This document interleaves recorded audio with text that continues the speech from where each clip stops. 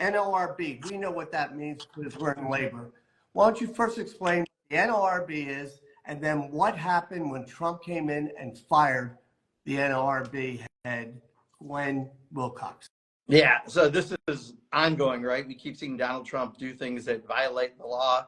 Fortunately, the courts have often turned him back, including people he appointed to the court. Just shows how awful the decisions he's made. But the NLRB oversees the elections to form unions. They hear disputes between unions and government and employers, and investigates any unfair labor practices, including firing workers who support unions. So it's really crucial to any working person who wants to have a voice in their workplace that you have a functioning NLRB. Right now, Elon Musk has several cases before the board. Oh, go figure. No wonder they're trying to change the makeup of that board. Earlier this month, a federal judge ordered the reinstatement of the person that was fired. And the judge wrote, and I'm going to read this because I think it's really important: an American president is not a king, not even an elected one. And his power to remove federal officials and honest civil servants like plaintiff is not absolute, but may be constrained in appropriate circumstances, as our president here. So, you know, basically they're saying what many of us have said. Donald Trump is not a king. He is elected. He has to follow the law. He has to follow the Constitution. He hasn't been. Fortunately, that member, Wilcox, had been reinstated because of that judge. And but we're watching Donald Trump continue to try to gut the Department of Labor, and you know, that's part of the awfulness we're seeing every day. You know, Don, we're doing a lot, as you know, with the Congressional Labor Caucus. We have over 120 members. What are some of the things you want to share that we've been doing to defend workers across the country? First thing we did, and we really didn't plan on this because we knew there would be an attack on federal workers, but not to the degree and the amount. They took a chainsaw. The ironic thing with Elon Musk, by the way, by far the richest person in the world, who does none of what he's doing to the federal government to his own companies.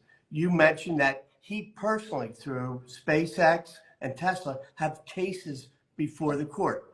And he's firing people by any measurement, that's conflict of interest. So the idea that this continues to do, we say they're flooding the end zone, right? They're throwing so much stuff out there, we don't know which way is up. We're keeping track of it. So the Labor Caucus focuses in on labor issues. We've had Liz Schuler in just a couple of days ago to talk about, from the umbrella side of it, the AFL-CIO, what they're hearing, what they're doing. So the idea of us all coming together, and the first meetings we put together were all the public employees union who are getting hammered. You know, the idea of it's coming from so many different places just shows you the bullshit that they gave us during the election, saying, oh, Project 2025, we're not doing that. They're doing exactly this.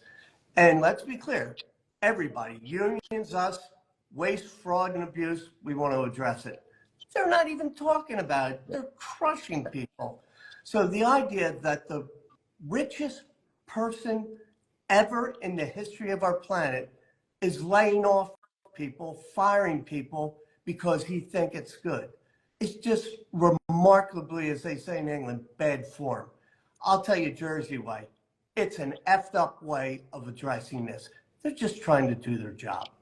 So when we look down at what else is going on, the courts are busier than ever because there's lawsuits being filed by our unions, our friends on the outside. Listen, to be partners, to try to help our government work better, we're there. The unions, everybody wants to do it. But what they're trying to do is dismantle government, and we know that's a problem. It's been that way for a while.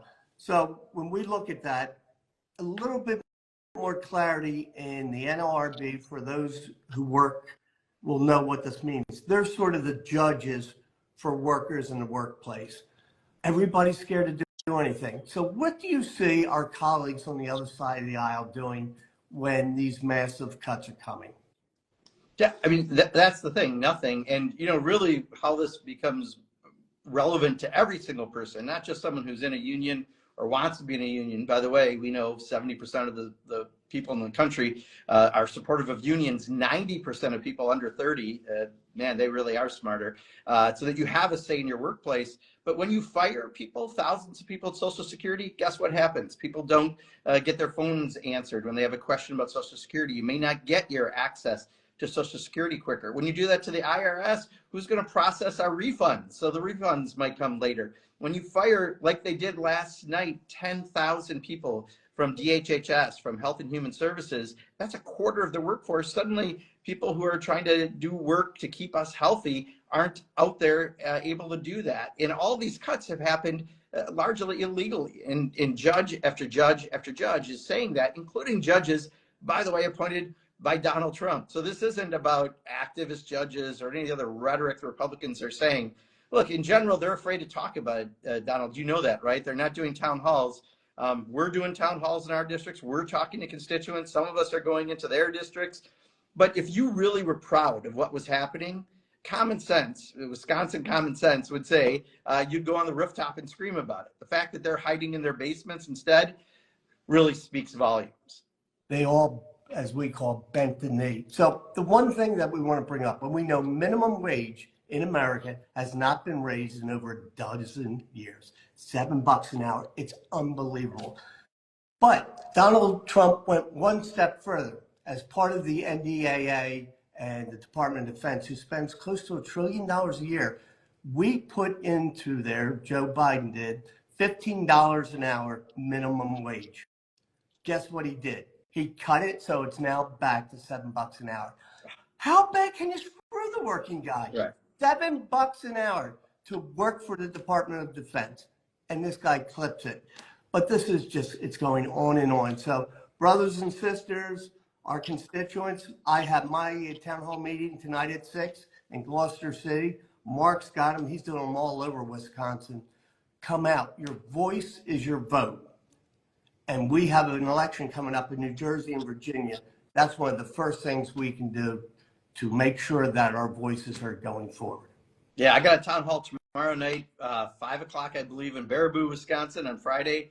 This is Thursday as we're doing this. But, you know, we're willing to talk about what's happening because we know we've got the facts on our side, right, Donald? I mean, we are trying to do the right thing for workers, for people across the country. And Donald Trump, the firings, the lack of services, I mean, ultimately their goal is to actually break Social Security or break Medicare, and then they can say, oh, look, now we have to get rid of it. That's our damn money. We pay into every paycheck, us and our employers. It's money that's held for us when we need it. And they're attacking Medicaid, Medicare, Social Security, all these things. So I'm just glad we've got a caucus fighting this stuff down. I'm glad that we've got 120 members in Congress all working with us to try to get this done. And hopefully people understand a little better how workers are getting the shaft right now from this administration. So, Mark, as we are getting, let's say, more mature, we're getting close to that age, and we've all earned it. Everybody out there in Social Security, nobody's giving this away. We put our hard-earned money away. And the fact that one of the biggest decisions people make in life, obviously they get married, they have kids, retirement. Your whole life you're putting money away, and now it's going to be ripped out from underneath them, scared to death. We're trying to say, we're fighting this, and we're going to make sure you get the money that you earned. Yeah, Donald, I was at Machinists in Wisconsin before I came out here on Monday, and I shared with them what over the weekend the Secretary of Commerce, a billionaire in Trump's cabinet, said. He said that if somehow they shut down government and Social Security checks didn't get out for a month, that people wouldn't care, that his 90-whatever-year-old mother-in-law would probably just wait for the next month. And if anyone did complain, they were a fraudster. What planet does this guy live on? I mean, 40% of people live just on their Social Security checks who are at that age. And to say somehow that a check not showing up would just be, overlooked, that's how out of touch these folks are. And that's why they're so out of touch with working people. Yeah. Go to one of your senior living centers and see how they're waiting for that check to get deposited. I guess if my son was a billionaire, I wouldn't worry about it either. He could probably help me out. But that's not what the real world is. People pay paycheck to paycheck or Social Security check to Social Security check. So, folks, really appreciate everybody coming in. We'll keep fighting for you every step of the way. I just want to give a shout out to Debbie Dingle and Steve Horsford, who's part of our group, and Mark is a great leader for Labor Caucus. We appreciate it. Mark, throw it back to you.